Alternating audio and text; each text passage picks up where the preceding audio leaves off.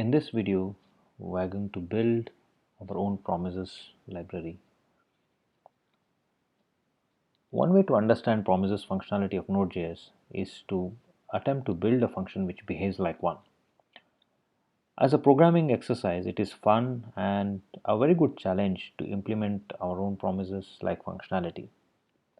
In this video, I'll explain the version I have come up with,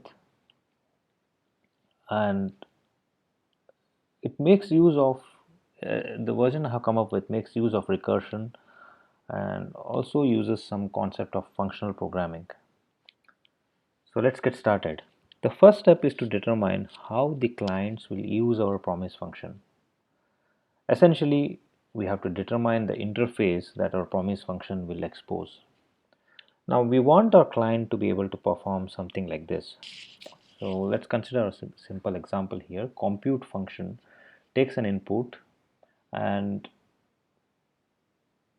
performs a computation that takes certain time, or let's assume makes a request to a service, computes the result, and when it is ready it resolves the result and provides the caller of this function with the result.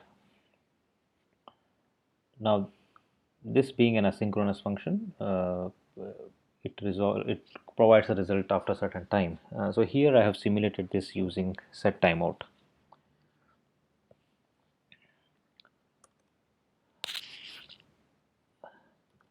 Now when this function is invoked, generally the way the promises work, as you might know, is you can provide a series of functions which work on the result.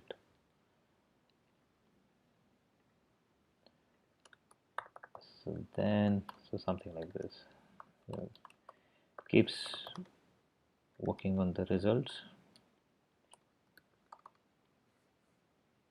Then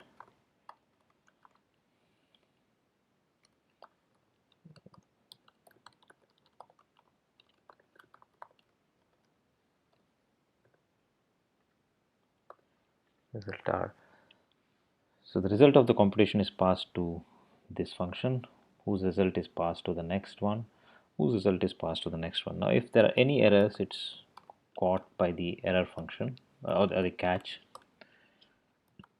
which will then display the error.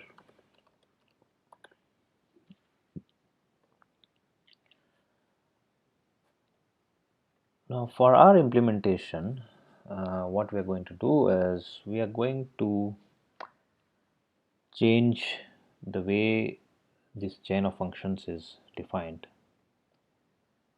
So what we're going to define is we are going to assume that our homegrown promise function is going to return an object which has a function defined on it called pipe. Now this function will take an array of functions,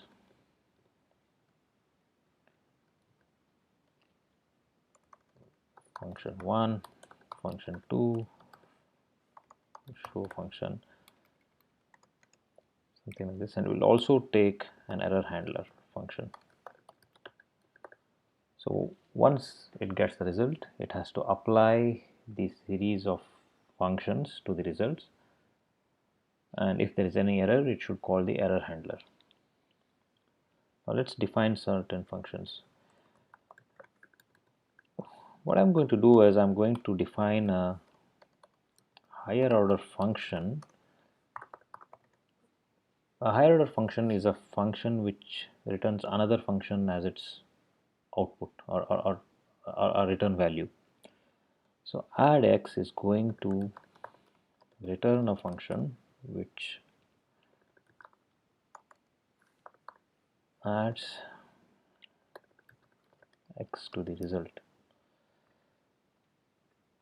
So if I say add x of 1, so this is going to return a function which adds 1 to the result. Add x of 2 and then show. So let's define show function.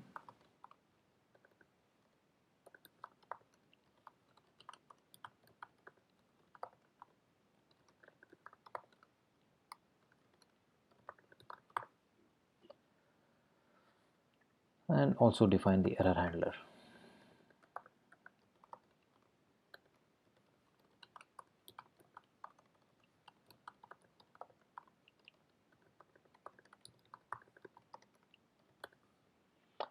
Cool. So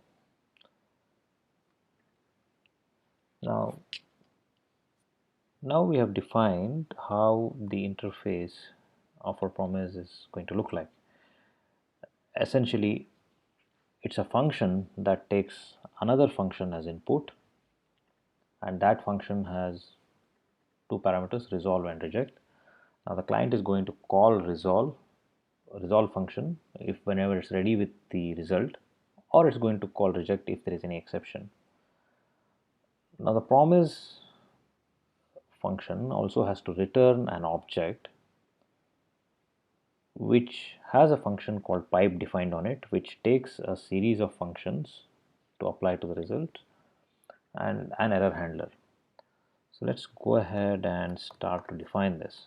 Const promise equal to takes a function, this function fn, and returns an object which has a function called pipe defined on it, which takes a series of function and an error handler function. Cool. So that's what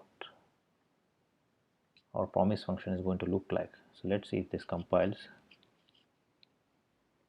Yep, all good. Now let's try to think how can we implement this pipe function.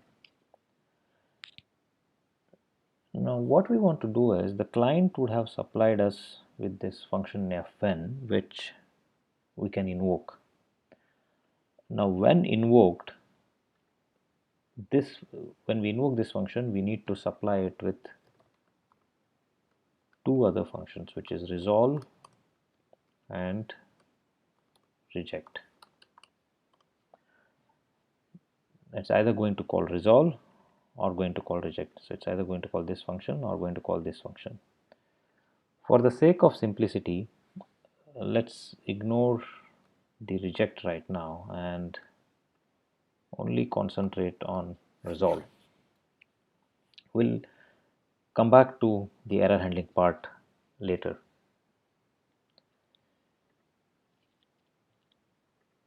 So we're going to invoke this function, and when this function is invoked, we have to supply it to the resolve function, and the client is going to invoke this function whenever it's ready.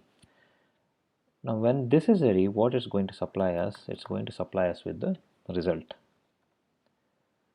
Once we get hold of the result, what we want to do is we want to apply the result to the first function in the array of function, get the result out, apply it to the second function in the array of functions, and so on. So how do we do this? Now essentially it's nothing but a loop. We get the result, we apply it to the first function, and then get the result of that function and apply it to the next one. Essentially it's just a loop. In JavaScript we can use reduce function to perform this. So let's do that. Now reduce function takes an accumulator and the item in the array, which is going to be the function. Now the initial value is going to be the result. At each step we apply the function to the accumulator, which holds the result of the previous step, and then we return it. Cool. So let's see if this works. Cool. So that works. It provided us with the result of 203. The input got multiplied by 2, then added 1 and added 2, and then ultimately showed the result.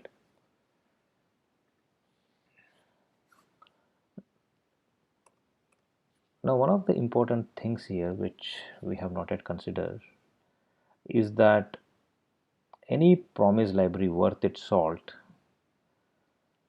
has to support chaining of promises. Now, what I mean by this is,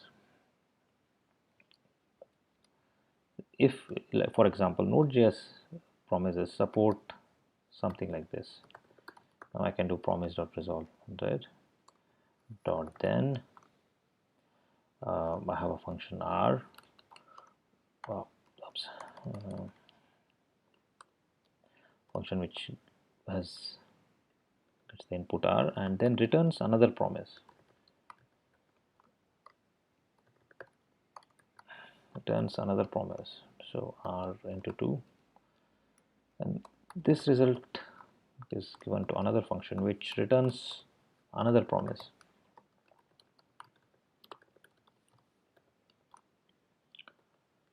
Into 3. So a Node.js promises library allows us to do that. Now let us see if we can do this with whatever we have defined right now. I don't think it will work, but let's see what happens. So what we're going to do is we are going to change our higher order function addx that we have defined here to return a promise and resolve the result after a certain time instead of directly returning the result. So now this is going to return a promise,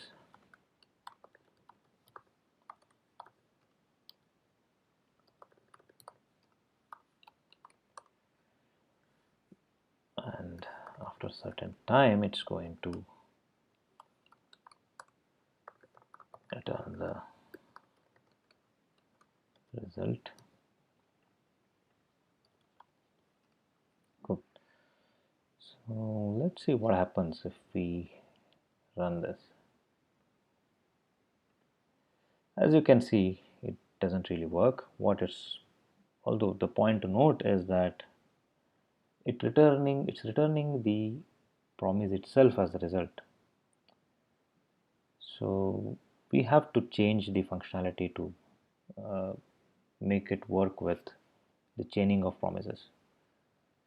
So we are going to see that in part 2.